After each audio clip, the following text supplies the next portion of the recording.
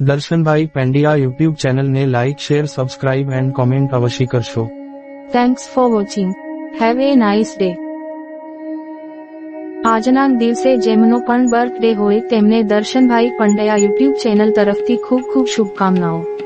તેમજ આજના દિવસે જેમની પણ મેરેજ એનિવર્સરી હોય તેમને દર્શનભાઈ પંડ્યા યુટ્યુબ ચેનલ તરફથી ખૂબ ખૂબ શુભકામનાઓ પાઠવવામાં